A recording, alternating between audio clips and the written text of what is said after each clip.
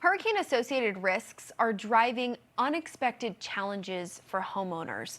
One in particular is difficulties in selling their homes. Well, it turns out some areas along the coast aren't as prepared to weather storms, and that's leading to diminished property values. One state most at risk, Florida, especially when you take into account the number of people who move there every single year. Joining us is Cotality Insurance Solutions Assistant Vice President Tom Larsen. Tom, thanks for joining us this afternoon. Now, Cotality conducted this report, which details Florida's chances of a major hurricane hit there this season and just the repercussions of that. So start us off with this staggering numbers, right? Every year, it's a little different when it comes to hurricane season and the impacts from coast to coast, be it the Atlantic or the Gulf. But out of this, is there one particular zone you found that maybe is most at risk in that growth? It's difficult to, thank you, Jane, and good afternoon. All areas are at risk, but we know, where the hurricane's most likely to occur. It's in the south, the Tri-County region in the south, Miami-Dade, Broward, Palm Beach counties. But we saw this last year, also St. Pete Beach, significant flooding. They all have their own unique characteristics of the risk, and it's really important. So, and in the Florida Panhandle, so for an insurer and for decision making, they all have their own characteristics that of riskiness. There's some exposed. Yeah, Tom, I think to myself, especially when it comes to the barrier islands in Florida, you think of Fort Myers Beach in specific, with storms that we've had there in years past. What's the risk reward when it comes to not only the pricing of homes, but also just trying to insure these homes after a storm? Those are the riskiest ones.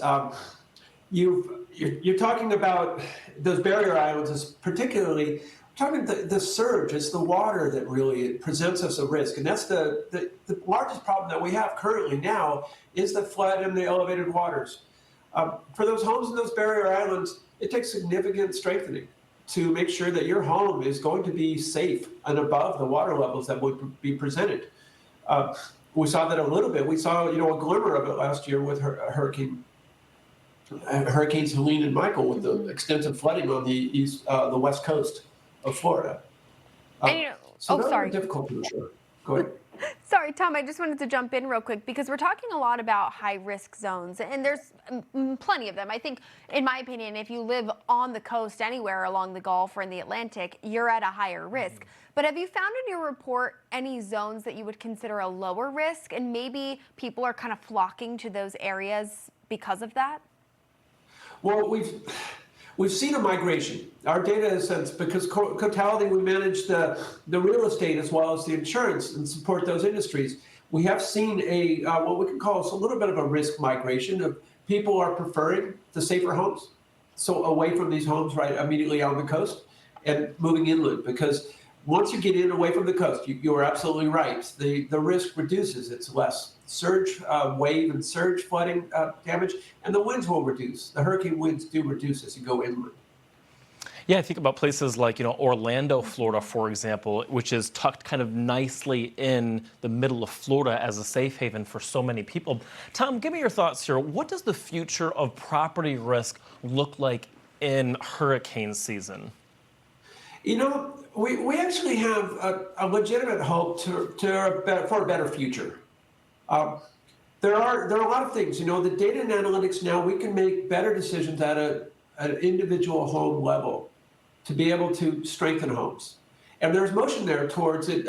We build better, stronger homes. The windows requirements for a new construction are much higher than they were for older construction.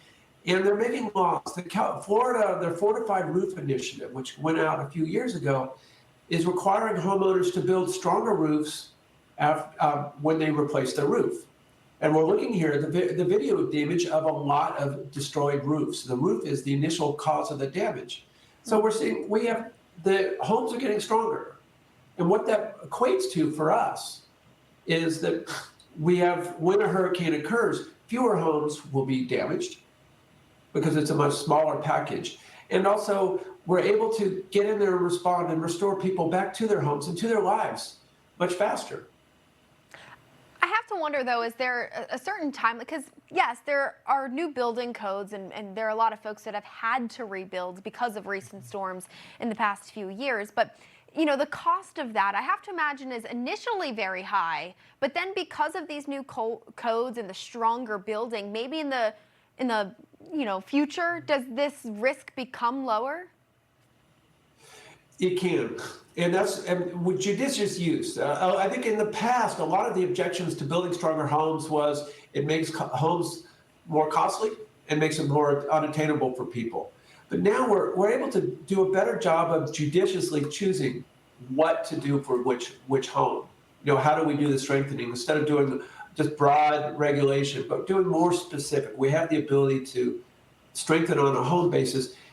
And that means that we're not going to we shouldn't expect overly costly homes. We should find judicious strengthening.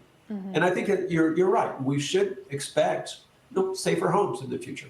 Absolutely. Tom, a wonderful conversation, one that we're continuing to have here as we prepare for this hurricane season. There are a lot of people who have moved to Florida and hoping the best for the season ahead. So great report. We look forward to continuing to learn more that comes out of your team there. So Tom Larsen, thank you for being with us today on Fox Weather. Well, thank you.